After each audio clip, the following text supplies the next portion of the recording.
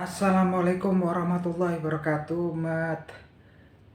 Malam para sedulur YouTube, ketemu lagi dengan saya Agung Wijanarko. Seperti biasa para sedulur, di malam hari ini saya pengen menyapa para sedulur-sedulur saya, sobat-sobat saya, teman-teman saya yang udah subscribe di channel YouTube saya ini. Oke teman-teman, seperti biasa di malam hari ini kita akan ngobrol-ngobrol santai seputaran peta perpolitikan di negara kita ini menuju Pilpres dan Pemilu 2024 nanti. Jadi teman-teman, salah satu tema yang paling hangat yang dibicarakan oleh banyak orang di negara kita dalam beberapa hari terakhir adalah masalah kata-kata cawe-cawe. Teman-teman, cawe-cawe. Cawe-cawe ini kan bahasa Jawa ya teman-teman, yang artinya secara umum adalah turut campur, ikut-ikutan gitu kan. Kalau dalam artian kalau kemudian ada orang yang lagi bertengkar, dikatakan cawe-cawe itu adalah memihak dalam memberikan bantuan kepada salah satu pihak.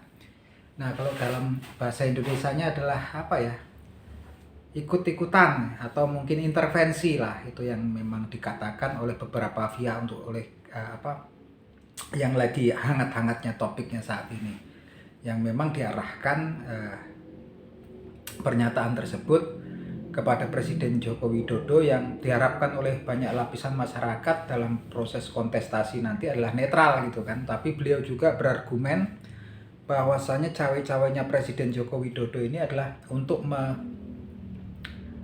memastikan gitu kan bahwasanya nanti pemilu ini berlangsung dengan aman, tentram, dan gak ada gesekan gitu kan, berjalan dengan adil dan berjalan dengan lancar gitu. Alasannya adalah pernyataannya seperti itu, tapi banyak juga pihak yang kemudian berspekulasi bahwasanya cawe-cawe diartikan bahwasanya ini ya melakukan intervensi gitu kan. Jadi multi tafsir lah cawe-cawe ini teman-teman. Kalau saya sendiri pribadi, saya pendukung ataupun supporternya Anies Baswedan. Justru cawe-cawe ini sebetulnya merupakan berkah, merupakan berkah yang sangat besar ya, cawe-cawenya Presiden Joko Widodo. Dalam artian kalau berapa waktu terakhir ini proses cawe-cawe dimaksudkan kan Presiden Joko Widodo kemudian mengendorse ya beberapa nama-nama yang kemudian akan maju ya di Capres 2000 sebagai Capres di 2024 nanti. Kalau saya pikir ini sesuatu yang memang hal yang menguntungkan untuk Anies Baswedan. Dan kalau saya pikir kalau cawe-cawenya dalam artian endorse Capres ya gitu kan, pastinya juga merupakan blunder besar dari pihak yang sebetulnya yang sebetulnya berharap kemenangan daripada Capres yang nanti memang didukung oleh pemerintahan saat ini. Kenapa saya bisa bilang seperti itu gitu kan?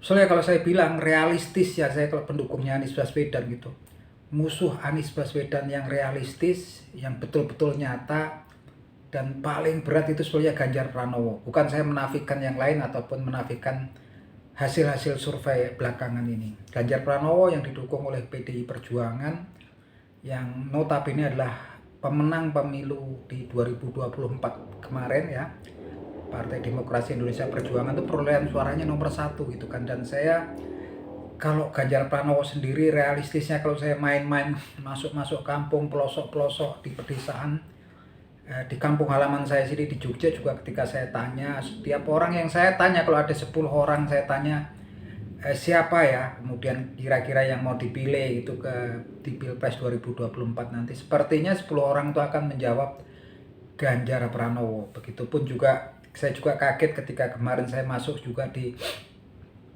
kampung-kampung, ketika saya pulang di Jawa Barat juga banyak juga yang mengenal Ganjar Pranowo gitu kan, yang justru sebetulnya banyak ya, saya kurang tahu, punya magnet tersendiri. Dan artinya di sini Ganjar Pranowo itu musuh ataupun lawan ya, saya bilang lawan yang realistis, yang sangat berat untuk Anies Baswedan di Pilpres 2024 nanti. Saya realistisnya seperti itu. Menurut saya sendiri memang musuh lawannya yang nyata, lawan nyata yang berat, lawan terberatnya adalah Ganjar Pranowo. Karena Ganjar Pranowo ini suka nggak suka, kalau menurut saya itu sangat populer ya teman-teman. Memang dia itu betul-betul memang ketika sudah membangun kepopuleran beliau itu. Memang beliau juga dulu punya kanal YouTube, dan beliau juga untuk meningkatkan kepopularitasnya, memang beliau dulu juga punya terkenal ya di kanal YouTube-nya, juga di medsos banyak orang yang mengenal beliau sejak lama ya teman-teman. Jadi memang lawan yang terberatnya adalah Ganjar Pranowo menurut saya. Dan hubungannya dengan Presiden Jokowi, ketika Presiden Jokowi kemudian punya kepentingan untuk memastikan bahwasannya tokoh-tokoh nanti yang menang di Pilpres 2024 nanti adalah orang-orang yang didukung beliau gitu kan. Beliau sepertinya berusaha memunculkan tokoh-tokoh yang sebetulnya juga kepopularitasnya ataupun elektabilitasnya nggak sebesar Ganjar Pranowo, tapi kemudian dengan endorse beliau gitu kan, beliau juga sepertinya memberi angin pada tokoh-tokoh tersebut. Saat ini jelas-jelas ya bermunculan yang memang seperti Prabowo Subianto, kemudian akan menyusul kemungkinan Airlangga Hartarto, yang tentunya kalau menurut saya suara pendukung daripada Prabowo Subianto ataupun nanti kemungkinan Airlangga Hartarto yang kemungkinan diusung oleh Partai PAN dan Partai Golkar ini, kalau insya Allah kalau jadi ya teman-teman, tentunya mereka orang-orang ini capres-capres ini yang sekarang ya, atau secara notabene seperti Prabowo Subianto berdasarkan survei juga selalu memimpin ya di atas Ganjar Pranowo. Artinya di sini mulai mendapatkan simpatisan baru gitu kan. Orang-orang yang pendukung-pendukung baru yang memang asal usulnya sebetulnya bukan pendukung yang dulu kalau saya rasa. Orang-orang baru ya tentunya daripada para pendukung ataupun simpatisan Presiden Jokowi gitu kan.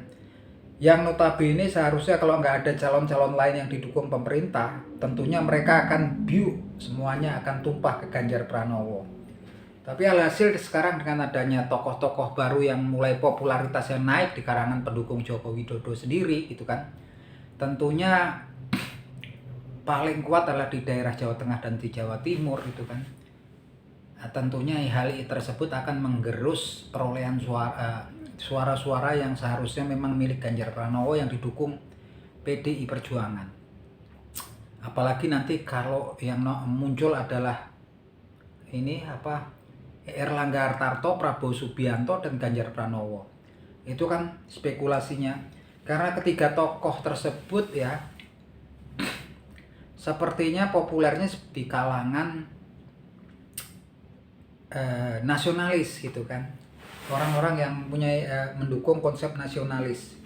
Walaupun PAN sebenarnya lebih juga campuran religius nasionalis, tapi secara umum partai-partai yang ngusung daripada ketiga calon tersebut, kalau jadi tiga, kebanyakan adalah pendukung orang-orang simpatisan yang memiliki dasar konsepnya adalah nasionalis. Walaupun di situ juga ada partai P3 yang mendukung Ganjar Pranowo, tapi secara umum itu pemilihnya adalah pemilih nasionalis. Sedangkan di kubu Anies Baswedan kan mix ya antara masa ataupun pendukung yang religius dan mix nasionalis gitu kan.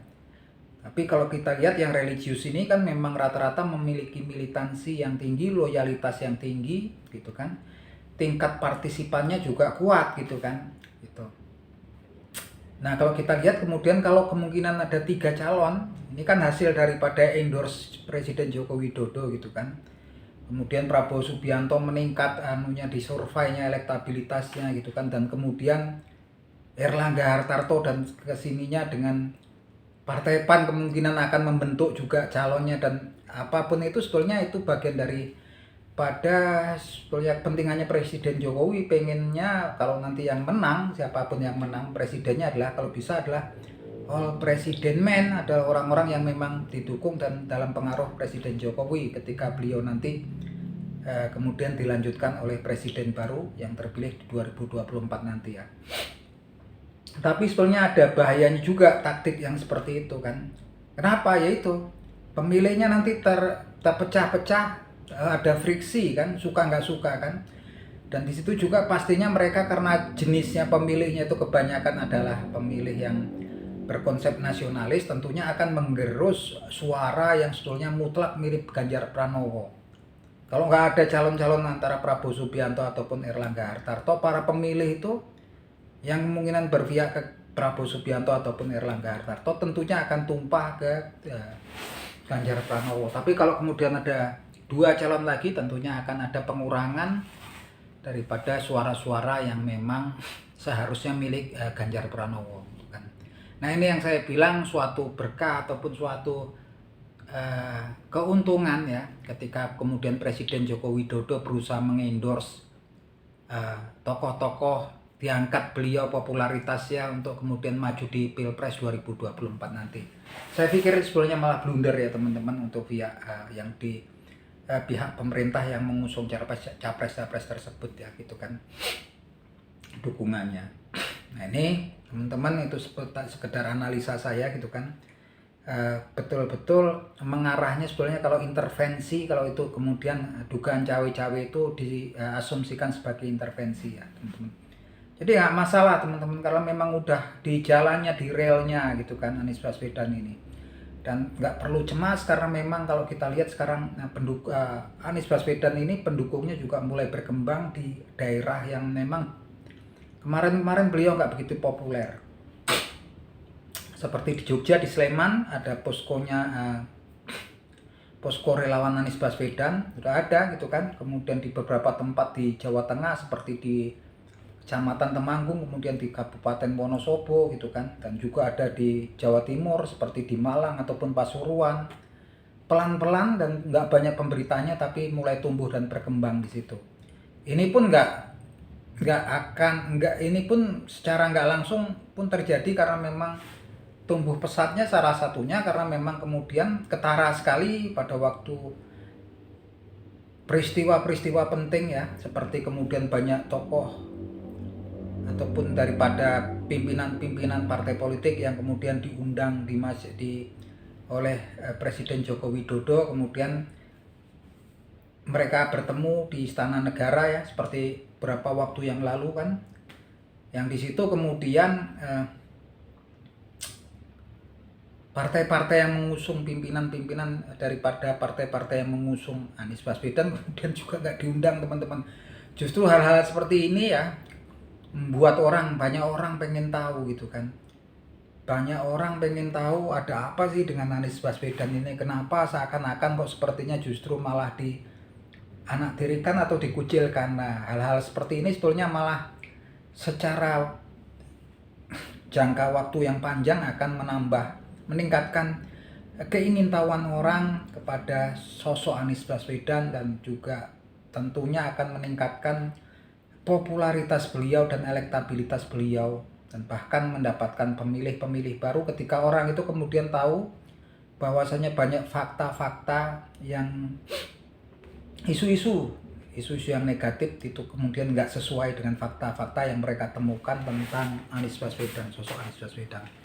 Nah itu teman-teman, jadi kalau teman-teman sekarang ini banyak tokoh-tokoh politik gitu kan, baik di luar negeri ataupun dari dalam negeri, yang seakan-akan menghembuskan pendapat-pendapat ataupun spekulasi-spekulasi yang sifatnya sebetulnya meningkatkan konstelasi di negara kita, karena spekulasi itu sebetulnya cuman menimbulkan rasa curiga antar partai-partai ataupun koalisi-koalisi yang akan berlaga di Pilpres dan Pemilu 2024 nanti. Banyak kan teman-teman gitu kan. Dan saya mendukung kalau kemudian Menko Polhukam Bapak Mahfud MD kemudian menyatakan menginstruksikan untuk memeriksa ya dari pihak kepolisian. Kemarin ada tokoh-tokoh yang mungkin tinggalnya di luar negeri kemudian berspekulasi adanya kebocoran data gitu kan dari Mahkamah Konstitusi gitu kan. Saya mendukung sekali karena memang itu spekulasinya justru akan tambah meresahkan dan menambah curiga ya di lapisan masyarakat gitu kan. Karena itu juga nggak benar kan kalau kemudian memang ada kebocoran data dari lembaga-lembaga tinggi negara gitu kan. Dan itu kan materinya sangat penting ya teman-teman. betul memang langkah yang mudah dilakukan Menko Polhukam Bapak Mahfud MD. Jadi kalau kemudian spekulasi itu kemakan sama oleh simpatisan ataupun relawan Anies Baswedan, justru timbulkan rasa kecurigaan yang ujung-ujungnya rasa kecurigaan, rasa-rasa saling mencurigai gitu, akhirnya kemudian efeknya sangat buruk ya teman-teman. Karena kemudian kalau kemudian ada kontestasi gitu kan, pesta demokrasi sebetulnya kalau memang semuanya kemudian diawali dengan sifat-sifat rasa curiga, tentunya akan terjadi friksi ataupun terjadi gesekan di kemudian hari, yang tentunya kalau itu terjadi sangat yang susah, yang rugi juga adalah masyarakat lapisan menengah ke bawah teman-teman, lagi-lagi. Jadi sebetulnya nggak usah termakan oleh spekulasi ataupun pendapat-pendapat dari tokoh-tokoh yang tampak ya teman-teman situasinya justru akan memperburuk situasi gitu kan. Seperti ketika ada kasus katanya dugaan kasus korupsi, kemudian ada yang berpendapat suruh fight back, suruh melawan apanya gitu kan. Kalau kasus korupsi justru saya mendukung Bapak Surya Paloh gitu kan, untuk mendukung proses hukum yang lagi berlangsung gitu kan terhadap salah satu kadernya, dengan catatan harus transparan. Dan juga Bapak Surya Paloh mengatakan bahwasanya untuk memeriksa gitu atau memeriksa dari ujung timur sampai barat kemana aja kalau memang itu korupsi itu terjadi, alirannya kemana aja, siapa saja yang terlibat. Itu udah pas sekali ya teman-teman gitu kan. Dan Bapak Surya Paloh sendiri udah mengatakan, menolak gitu kan adanya dugaan-dugaan gitu kan bahwasanya ada intervensi kekuasaan, intervensi politik dalam kasus tersebut kan. Dengan catatan kalau memang betul adanya seperti itu, biarlah katanya alam yang mengadili gitu kan. Itu udah bijaksana banget ya teman-teman. Oke gitu teman-teman, saya rasa apapun yang terjadi saat ini, kita kalau supporternya Anies Baswedan, saya rasa happy aja, karena memang sepertinya semuanya mengarahkan ke arah peruntungannya Anies Baswedan. Dan kita lihat kalau memang udah suratan takdirnya Anies Baswedan untuk menjadi presiden di 2024 nanti, insya Allah ya, siapapun yang berusaha menghalangi juga nggak akan bisa ya. Karena kalau kemudian Allah Subhanahu wa Ta'ala sudah mau menurunkan karunia-Nya kepada hambanya, nggak ada yang bisa menolaknya. Bahkan orang tersebut yang mau diturunkan karunia-Nya tersebut nggak akan bisa menolak apa karunia dari Allah Subhanahu wa Ta'ala. Jadi itu juga.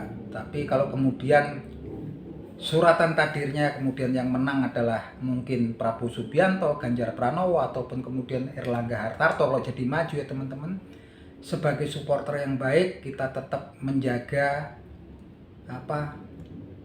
kedamaian dan ketentraman di negeri kita ini. Siapapun mereka yang terpilih nanti, siapapun dia yang terpilih nanti, kita wajib untuk menghargai bahwasanya mereka yang terpilih nanti adalah putra terbaik bangsa, aset terbaik bangsa kita. Oke gitu teman-teman, kalau kemudian ada analisa-analisa yang berbeda dengan analisa saya, teman-teman bisa taruh komen di bawah video saya ini, kita untuk bahan obrolan di lain waktu. Oke gitu teman-teman, salam seduluran dari saya Agung Wijanarko dari Kota Yogyakarta. Yuk matur nuwun.